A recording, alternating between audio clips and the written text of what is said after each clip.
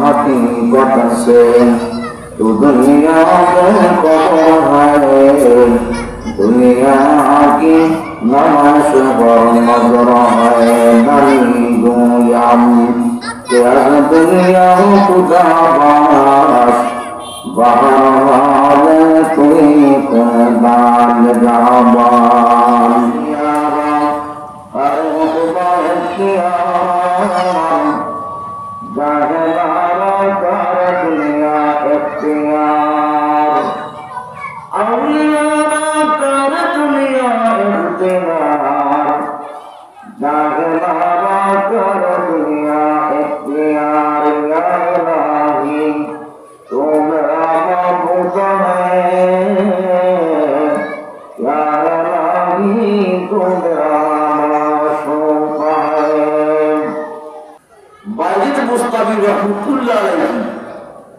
রাস্তা দিয়ে হাঁটে, কুকুরের সাথে তার গায়ের জামা লেগেছে।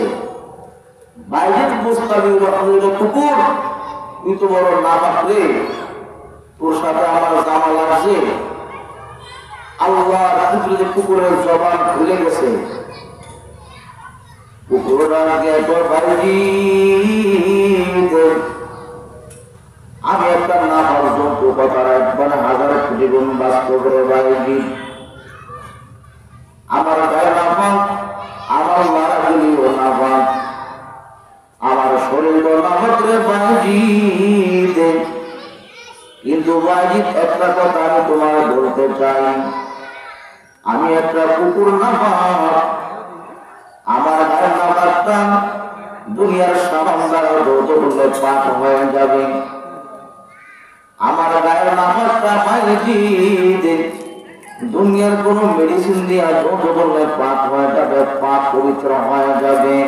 কিন্তু বাইজিদ তোমার কর্মের মধ্যে যে গুনাহ নামক নাপাকটা আছে,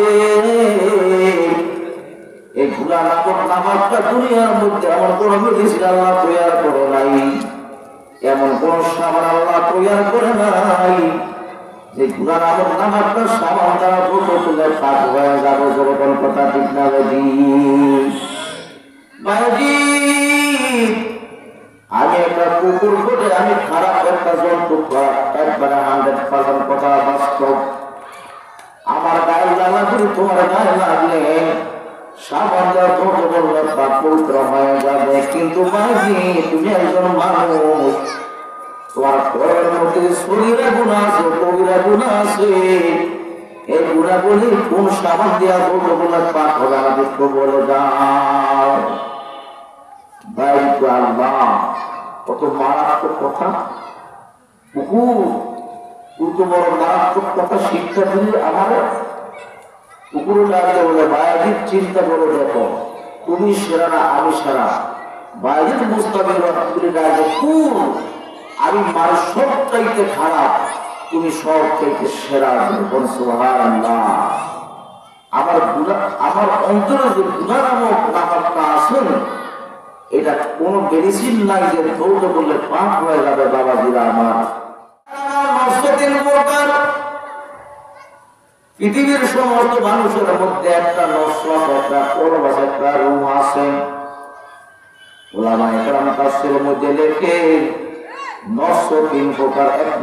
এক নম্বরের নসর আম্মারা, 2 নম্বরের নসর লাওয়ামা, 3 নম্বরের নসর মুতমাইন্না।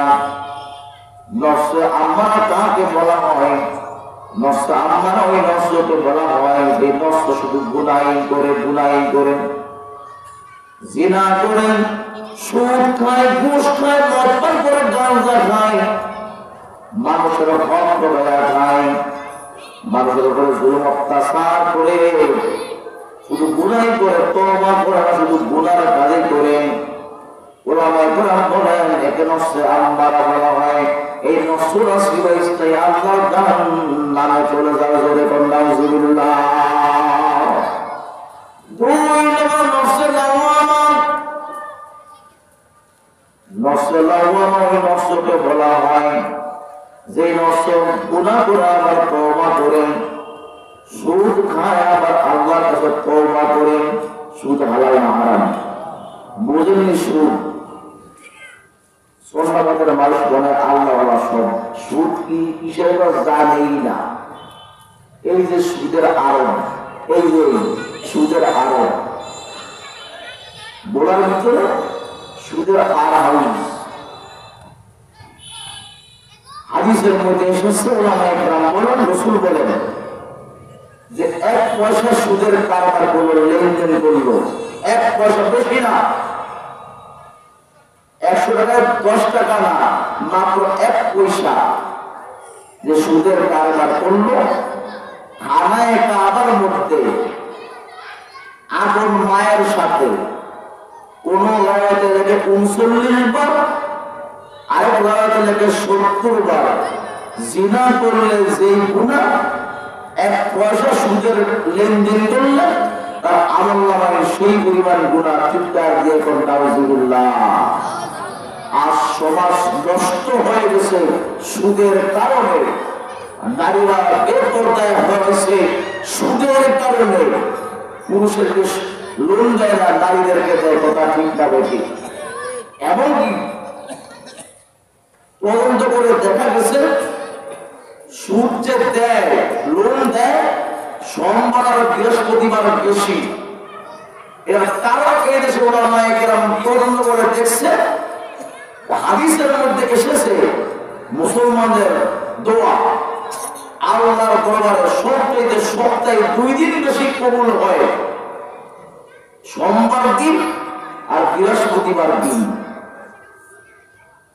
ইহুদি খ্রিস্টানরা চিন্তা করছে মুসলমানদেরকে নাস্তিক বানানোর জন্য এই 2টা দিনই যথেষ্ট। এই 2টা দিন যদি সুদ ঢুকাইতে পারি, হারাম ঢুকলো, এবাদত গ্রহণযোগ্য নয়, কথা বলেন ঠিক না বেঠিক। এই জন্য দেখুন লোন দেয় সোমবার আর বৃহস্পতিবার বেশি, অন্য দিনও দেয় কম, কিন্তু তারিখ দেয় সোমবারে বৃহস্পতিবারে। কারণটা কি? মুসলমানের ঈমানকে নষ্ট করার জন্য। হ্যাঁ, কন্যাবাদের মুসলমান মাওলাকে এখনো চিনলা না, মালিককে এখনো চিনলা না, কবর একবারের কাছে।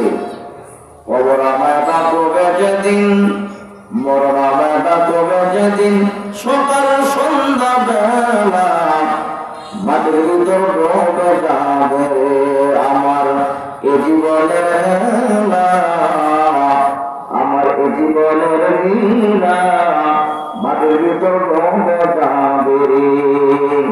কবর আমায় ডাকবে যেদিন, মরণ আমায় ডাকবে যেদিন, সকাল সন্ধ্যা বেলা মাটির ভিতর ডুবে যাবে আমার এ জীবনের হেলা, আমার এ জীবনের লীলা মাটির ভিতর ডুবে যাবে। কথা ঠিক না বেঠিক? বন্ধু আমার 2 নম্বর নষ্টকে বলা হয় যে নষ্ট গুনাহ করে আবার তওবা করে মালিকের দরবারে সুদ খাইছে আবার দিছে, তাতে শুয়ে আল্লাহ এত বড় জঘন্য পাপ জীবনে আর করবো না, তওবা করছেন। আমার কয়েকদিন বড় সুদ নিতে বা সুদ দিছে, আমার তওবা করেছেন। শয়তানের চক্রে বড় জিনা করেছে, ব্যভিচার করেছে, আল্লাহর দরবারে গভীর রাত হইলে তওবা করেছে, আল্লাহ আমি অন্যায় করেছি, পাপের কাজ করেছি, আল্লাহ মেহেরবানি করে আমার ক্ষমা করে দাও, মাফ করে দাও। বন্দা গুনাহ করে আবার তওবা করে, গুনাহ করে আবার বন্দা বরাবর স্তব্ধ হয়, বন্দা নিজের যে লজ্জিত হয়, শরমিন্দা হয় মালিকের দরবারে। আল্লাহ বলে, বন্দা সাগরের কোনা পরিমাণ গুনাহ করে ফেলেছ, বহুত পাহাড় পরিমাণ গুনাহ করে ফেলেছ, কোটি কোটি গুনাহ করে তুমি জীবনটা শেষ করে ফেলেছ। আর আমার কাছে ফিরে হয়, আর আমার দরবারে ফিরে হয়। বন্দা তুমি যদি শেষ জীবন আমার কাছে আসতে পারো, আমি আল্লাহ তোমার তওবা করতে দেরি, আমি আল্লাহ তোমার জীবনের গুনাহগুলো মাফ করতে দেরি করি না। সুবহানাল্লাহ। কুল ইয়া ইবাদিয়াল্লাযীনা আসরাফু আলা আনফুসিহিম লা তাকনাতু মির রাহমাতিল্লাহ, ইন্নাল্লাহা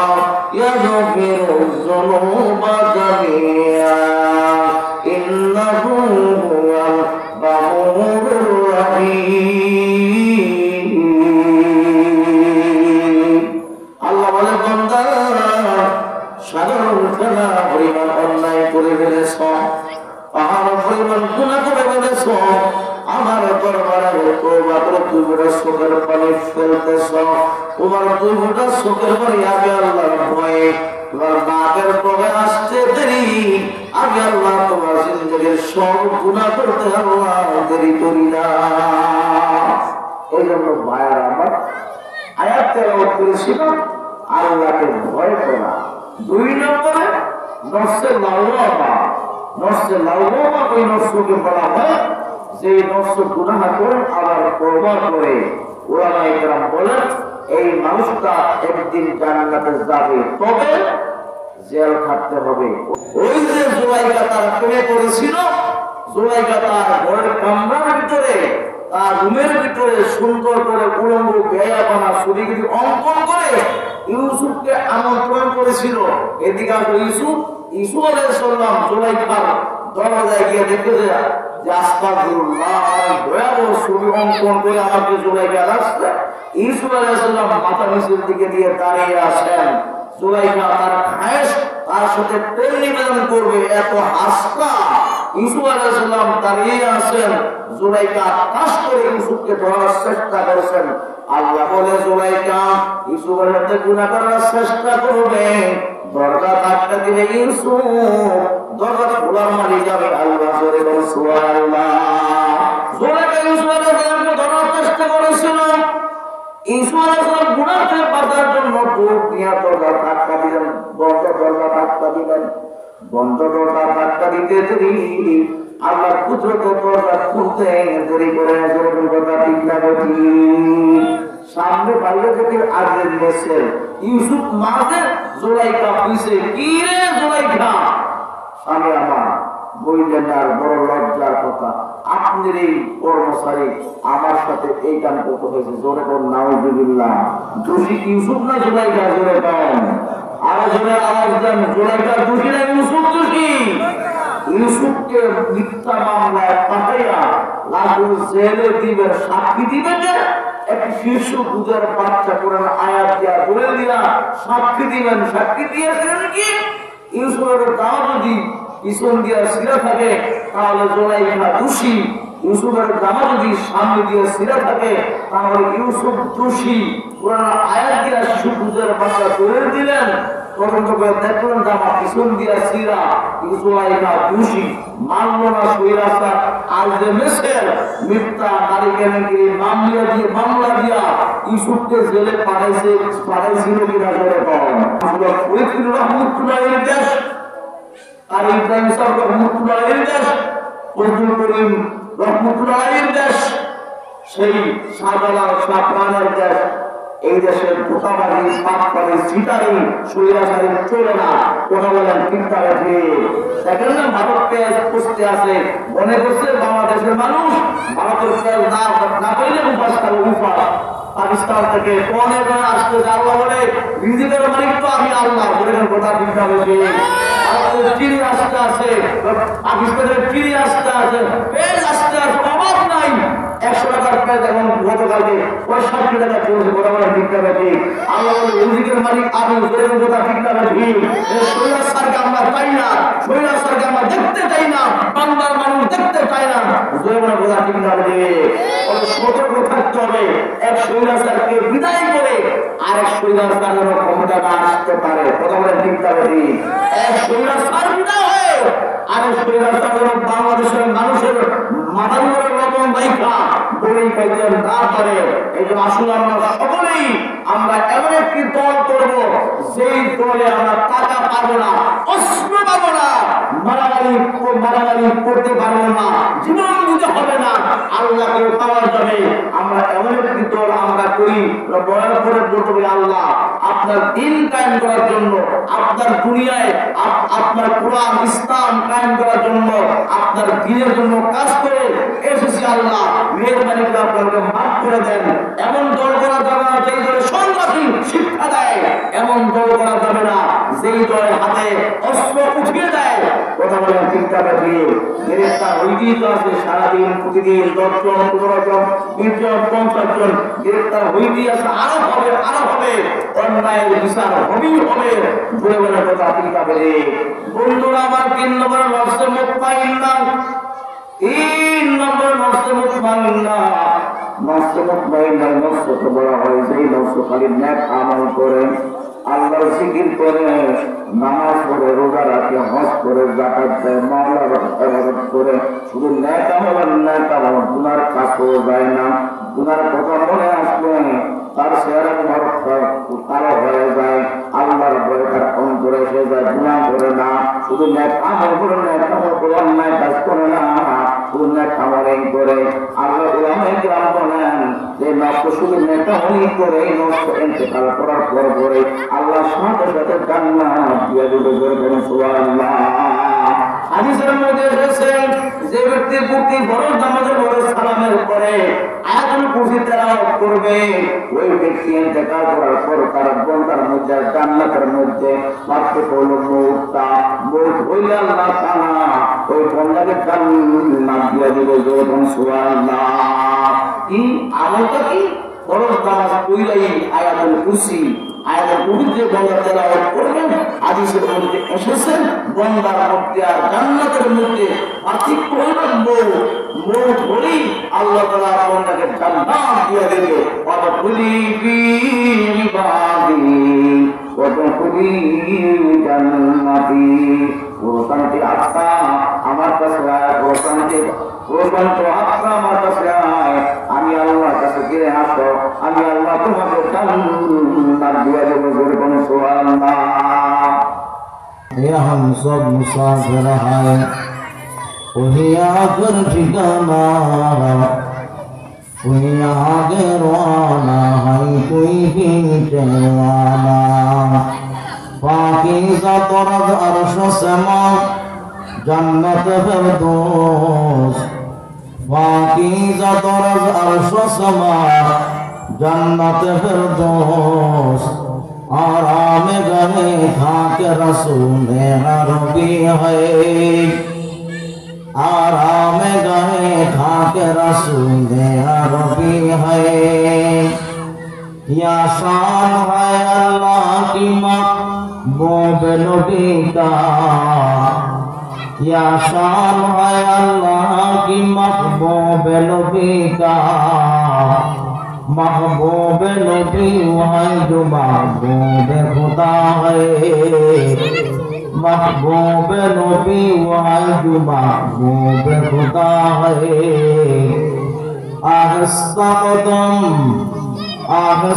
कदम नीचे लगा बस्ते सदा हो, बेकायदा बेशला बेअदबी हो, बेकायदा बेशला बेअदबी हो।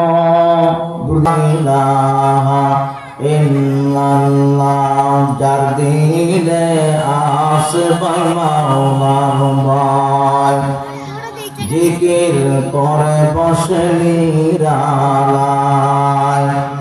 आहार निद्रा ভালো লাগে না রে, आहार निद्रा ভালো লাগে না, ভালো লাগে শুধু মাওলার নাম। লা ইলাহা ইল্লাল্লাহ, লা ইলাহা ইল্লাল্লাহ, লা ইলাহা ইল্লাল্লাহ, লা ইলাহা ইল্লাল্লাহ, লা ইলাহা ইল্লাল্লাহ, লা ইলাহা ইল্লাল্লাহ। এক সাহাবী যাহাদের সামনে বৈশা দুরূদ শরীফ পড়ে, যে কোনো দুরূদ শরীফ সাল্লাল্লাহু আলাইহি ওয়াসাল্লাম বা দুরূদ ইব্রাহিম, সব চাইতে উত্তম দুরূদ হলো দুরূদ ইব্রাহিম। যখন কোন বান্দা দোয়া করে, দোয়া শুরুর আগ দিয়া দুরূদ ইব্রাহিম পাঠ করে দোয়া করলে দোয়া কবুল হয়। উলামায়ে কেরাম বলেন যে দুরূদ ইব্রাহিম পাঠ না করলে দোয়া কবুল না হওয়ার সম্ভাবনা বেশি। এই জন্য দেখবেন উলামায়ে কেরামেরা দোয়ার আগ দিয়া দুরূদ ইব্রাহিম তেলাওয়াত করে। সাহাবী জাহাজ একটু সামনে চলে দুরূদ শরীফ পড়তে পড়তে চলতেছে। এই সাহাবী জাহাজ বিলসে জায়গায় গেছে, রসুলকে দাওয়াত দিবেন, দুপুর বেলা রসুলকে খাওয়াবেন। বাজারে গেছেন, বাজারে একটু মাছ খরিদ করলো, বড় মাছ। আপনারা যেমন ইমাম সাহেবকে সপ্তাহে কেউ একদিন খাওয়ায় বা মাসে কেউ একদিন খাওয়ায়, 2 দিন খাওয়ায়, তো ভালো খাবারই খাওয়ায়। ধরে কোন ঠিক না বেশি একটু ভালো খাবার চেষ্টা করে, কমপক্ষে হলে একটা ফার্মের মুরগা কিনলো কিনে, ঠিক না বেশি। সাহাবী রসুলকে দাওয়াত দিবেন, গরিব সাহাবী বাজারে গিয়ে বড় মাছটা খরিদ করছে। বাড়িতে নিয়ে মাছটা বিবি সাহেবকে দিয়ে বলে, নেও এই মাছটা ঢক করে পাক করো, আজকে দুপুরে আমার ঘরের মেহমান মদিনার পয়গম্বর করে সুবহানাল্লাহ। স্ত্রী তো খুশি, রসুল আমার ঘরে আসবেন। কিছু নাস্তিক আছে, ওলামায়ে কেরামদেরকে দেখলে শরীর জ্বলে, কথা ঠিক না রাখে, আছে না নাই? তো নাস্তিক এখনো আছে।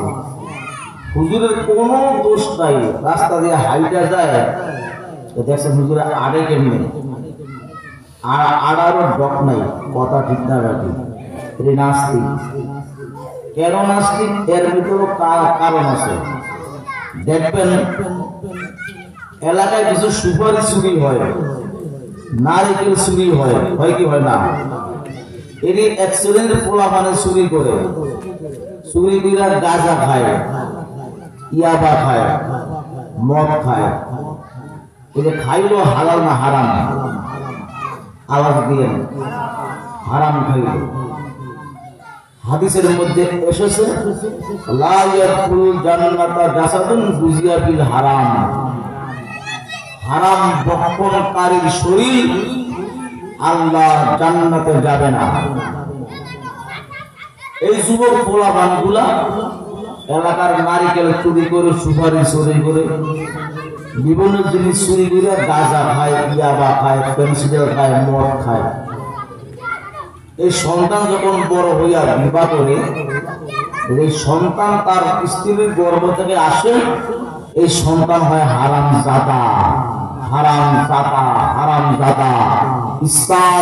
ইসলামের বিরুদ্ধে কথা কয়, ওলামায়ে কেরামের বিরুদ্ধে কথা কয়, কোরআন হাদিসের বিরুদ্ধে কথা কয়, এমনকি সুযোগ পাইলে রাষ্ট্রের বিরুদ্ধে কথা কয়। কথা বলেন ঠিক না নাকি? এরা হারাম জাদা। এরকম কিছু মানুষ ওলামায়ে কেরামদের হাঁটা দেখলো, উচ্চ করে দেখেন হুজুর আড়ে কেমনে, আড়ারও ডক নাই। কথা বলেন ঠিক না বেটি? আল্লাহ হেদায়েত দান করেন, বলে আল্লাহুম্মা আমিন। বিবি সাহেব একটা সাহাবী মাস্টারিয়া বলে ডক করে পাক কইল, আজকে দুপুরে আমার ঘরের মেহমান মদিনার পয়গম্বর, জোরে কোন সাল্লাল্লাহু আলাইহি ওয়াসাল্লাম। মাস স্ত্রী উঠলেন, সাহাবী কাজে চলে গেলেন।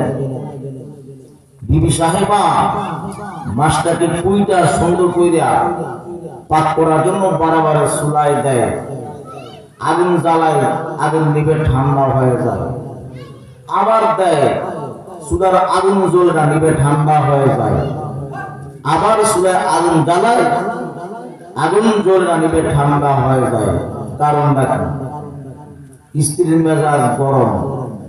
আবার চিন্তা করলো কিছু তো আছে, চুলার উপরে মাছ, চুলায় আগুন জ্বলে না। দুপুরে সাহাবী বাড়িতে আসলেন, স্ত্রী পুরা ঘটনা বললেন, আমি মাছটা ধুয়া বারবার চুলায় আগুন জ্বালাই, আগুন নিভে ঠান্ডা হয়ে যায়, মাছ তো পাক হয় নাই। সাহাবীর আসেনি হুশ, হায় হায়, একটু পরে তো আমার নবী আমার ঘরে আসবেন। আমার আল্লাহর নবীর সাহাবী দৌড় দিয়া রাসূলের দরবারে চলে গেলেন। পয়গম্বর, এই ঘটনা কিছুই তো বলতে পারলাম না, মনে বড় শখ, আজকে আপনি নবী আমার ঘরে দুপুরে খানা খাবেন গো পয়গম্বর, কিন্তু এই ঘটনা আল্লাহ নবী জিজ্ঞেস করলেন মাসটা করতে খরিদ করেছ? সাহাবী বলছে পয়গম্বর বাজার থেকে মাসটা খরিদ করলাম। আল্লাহ নবী একটু ধ্যান করলেন, সাথে সাথে বললেন সাহাবী আমার, এই মাসটা দুনিয়ার কোন আগুন তো দূরের কথা, আল্লাহর জাহান্নামের আগুন জ্বালাইতে পারবে না। জোরে বলুন সুবহানাল্লাহ। কারণ কি পয়গম্বর ঘটনা আমারে কইলা বলেন। আল্লাহ রাসূল পয়গম্বর ডাকে বলেন সাহাবী আমার, এই মাসটা সাগর যখন চলে অমুক দিন আমার এক সাহাবী জাহাজে চইরা দুরূদ শরীফ পড়তে পড়তে আমার সাহাবী গমন করলো, জাহাজে কইরা চলে আসলো। এই মাছটা জাহাজের সাথে সাথে চলে আসার পরে আল্লাহ আমার তুমি মাছ বানিয়েছো, মানুষ বানাও নাই। আমার যদি মানুষ বানাইতা আমি তোমার পয়গম্বর উপরে দুরূদ শরীফ পড়তে থাকতাম। জোরে কোন সুবহানাল্লাহ। এই মাসটা জবান মারছে দুরূদ শরীফ পড়ার জন্য, দুরূদ শরীফ জবান লাগার বরকতে দুরূদ শরীফ পড়ার চেষ্টা করার কারণে আল্লাহ রাব্বুল আলামিন এই মাসটাকে দুনিয়ার আগুন তো দূরের কথা, দুরূদ শরীফ বরকতে আল্লাহ জাহান্নামের আগুনও জ্বালায়া এই মাসটাকে জ্বালাবেন না। জোরে কোন সুবহানাল্লাহ। দুরূদের বরকত আছে না নাই?